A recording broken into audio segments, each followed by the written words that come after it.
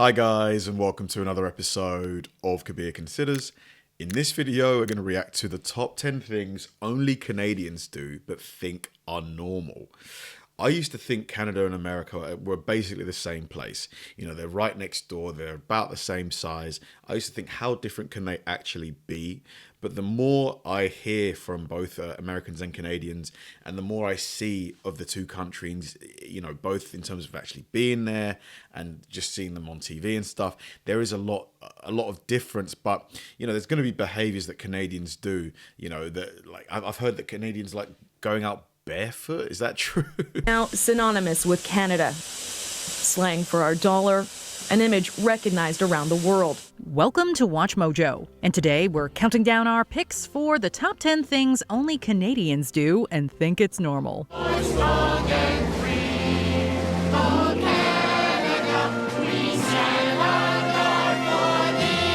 That's the maple leaf, isn't it? For this list, we're looking at aspects of Canadian culture that may appear unusual in other parts of the world, but are completely normal in the Great White North. And I should know, I am Canadian. What do you think is the most unusual thing about Canucks? Let us know in the comments. Mate, she sounds very American. I would not have ever guessed she was Canadian. Number 10. Eat ketchup-flavored chips.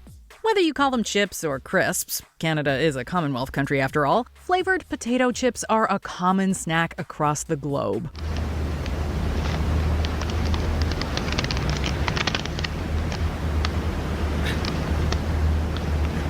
Why is it sliding From out so barbecue slow? to bacon, plain, rippled, or even dill pickle, the flavors of this popular snack run the gamut. However, one flavor is notoriously famous for being available almost exclusively in Canada: ketchup. That is nice.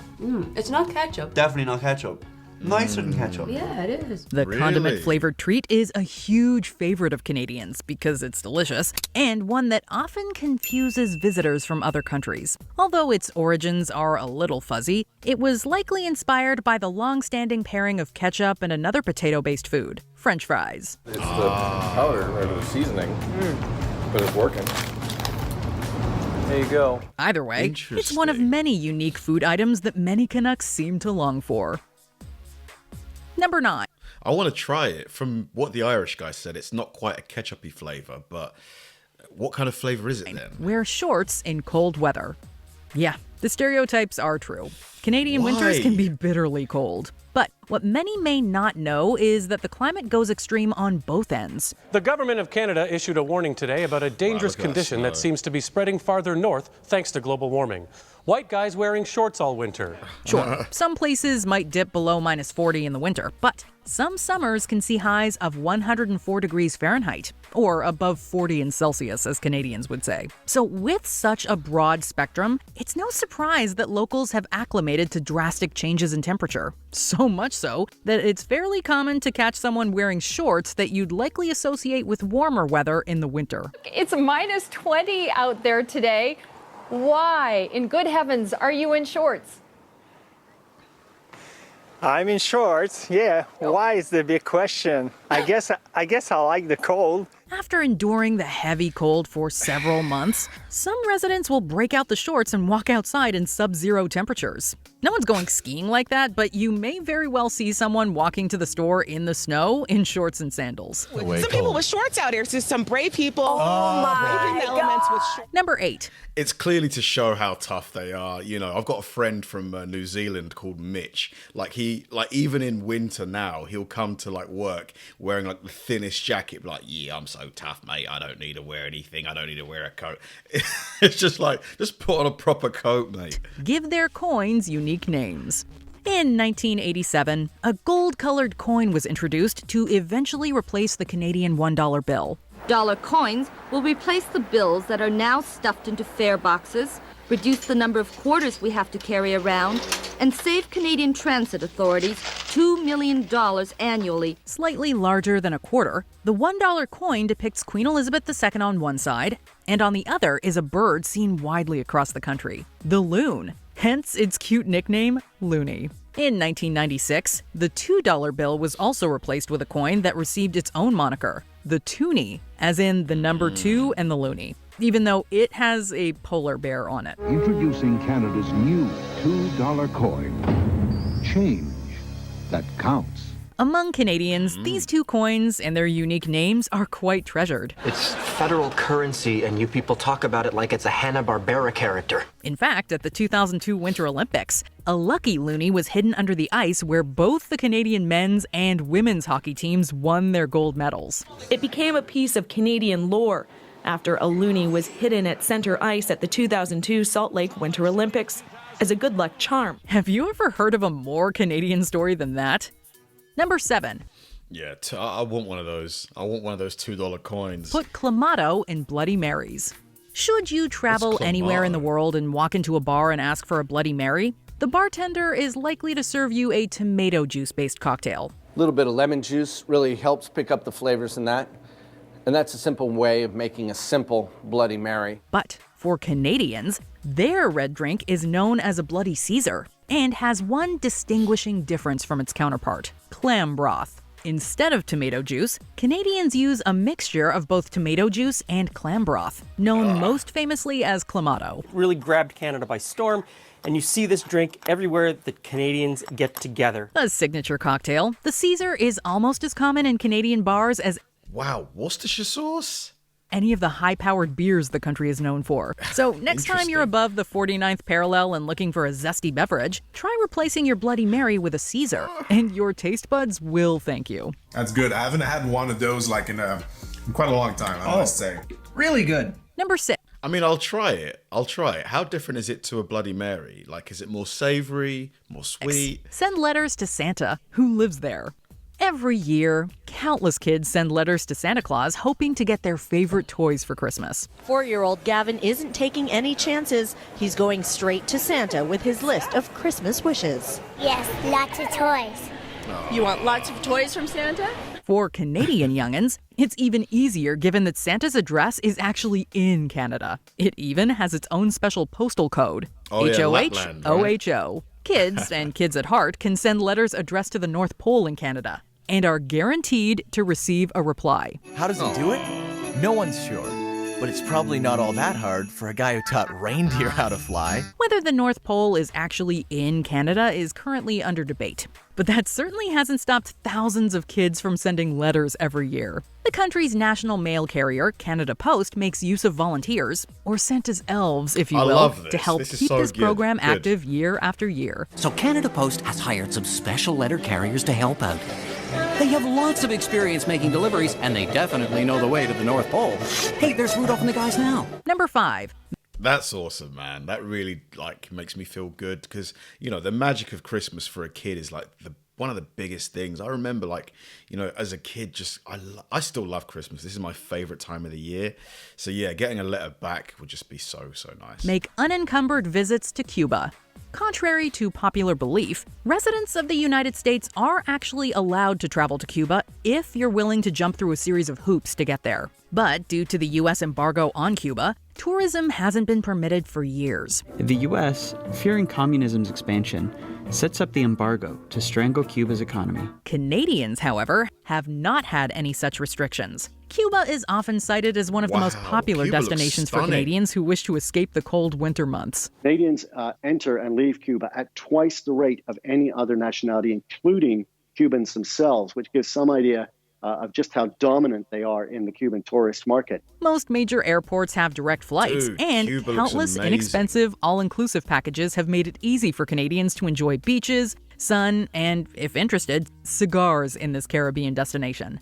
Blending the traditions of Spain, Africa, and its native peoples, and lit by the fires of independence and revolution, the aromas, textures, and flavors of this Caribbean nation are like no other. Number 4.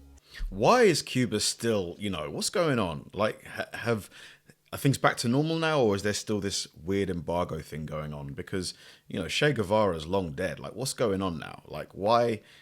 What's going on? Celebrate Thanksgiving in October. A holiday to celebrate the harvest is fairly common around the world. But in modern media, we often hear about American Thanksgiving in November and the Black Friday sales and chaos that follow. Well, turkey's burnt. Potatoes are ruined. Potatoes are ruined. Potatoes are ruined. For Canadians, the same Thanksgiving holiday is actually celebrated in October. Oh, right. I forgot. You guys are weird. You pronounce the word out. Seemingly originating in 1579 during Martin Frobisher's excursion to find the Northwest Passage, it slowly evolved as the years passed, often dubbed Canadian Thanksgiving to distinguish it from its U.S. counterpart. Canada is not the only country that celebrates it in October. The thing is, it's basically the exact same holiday, except earlier. Grenada, St. Lucia, and even Germany celebrate similar festivals that same month. And honestly, it's nice to have a longer break between this giant meal and the one in December. Is it better to have Thanksgiving 1 month before Christmas, that the Americans do, or is it better to have it two months before, as Canada does? Number 3. I think 2 months, just to spread it a bit. I don't know, just to like make it more special. I guess it's still special, obviously, having it in November. There's no wrong answer. Are sorry about being sorry. Ask virtually anyone around the globe to describe a Canadian, and they'll likely use one word: friendly. Canucks are widely considered some of the friendliest people in the world. Oh, sorry there. Didn't see ya. You okay? I'm fine. Okay. Sorry about that. So friendly, in fact, that we've been stereotyped for apologizing for almost anything and everything. It's become such an ingrained part of Canadian culture that the Ontario government had to pass the Apology Act of 2009, which stated that an apology does not automatically comprise an admission of guilt. Well, this is a mugging. So, What? Yeah, I'm sorry about that. If I could just get that wallet right there. It's one of the more quirky aspects of Canadian culture that certainly distinguishes us from other countries, who shall remain nameless. Sorry, we're just too polite to call them out. We say it correct? Sorry. I think that they just don't know how to say it because they never do it. Or they just like blame it on the nearest person and or country. They just do that. Number 2, I think that's something that, came from England or something like that, because we do the same thing, man. You'd be walking past someone, you might just gently brush their arm. You're like, I'm so sorry, mate. Sorry. Milk in bags. At one time, the milkman came to your house and dropped off your bottles of milk. Oh, it's only the milkman. Hey, maybe I should be a milkman. As cartons became the norm, people got used to buying them in stores. For Canadians, the shift from the imperial measuring system to metric also brought something new: milk in bags. But how do you reseal it? Why would you put it in a bag? As companies were shifting all of their containers to new sizes, milk bags were easy to change. Quickly enough, bagged milk became quite popular and is still widely used today. Canadians aren't the only ones who use it either. If you want to save some for yourself, you can always just kind of... How's it taste? like sucking on a teat. Quite literally. China, Israel, South Africa, and even Argentina all make use of the arguably more environmentally friendly container. But cut that corner hole too big and you are in for an utterly disastrous bowl of morning shreddies. Your milk comes in bags. Before we continue... But how is it more environmentally friendly if the milk bottle is plastic also, which is like fully recyclable? Because how do you reseal the bag, Be sure to subscribe to our channel and ring the bell to get notified about our latest videos. You have the option to be notified for occasional videos or all of them. If you're on your phone, make sure you go into your settings and switch on notifications. Number 1. Sing national anthem in both languages. Translated to English in 1906. I see.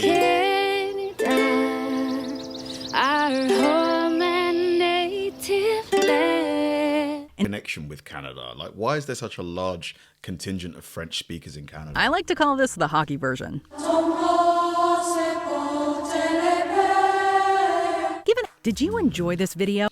Interesting. Very interesting. I can't wait to visit Canada. Really want to visit Toronto, Quebec, all of the other sort of, well-known Canadian places.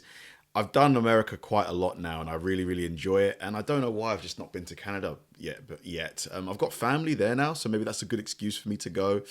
I'm super excited. Cool country. Thanks for watching, guys, and I'll see you in the next one.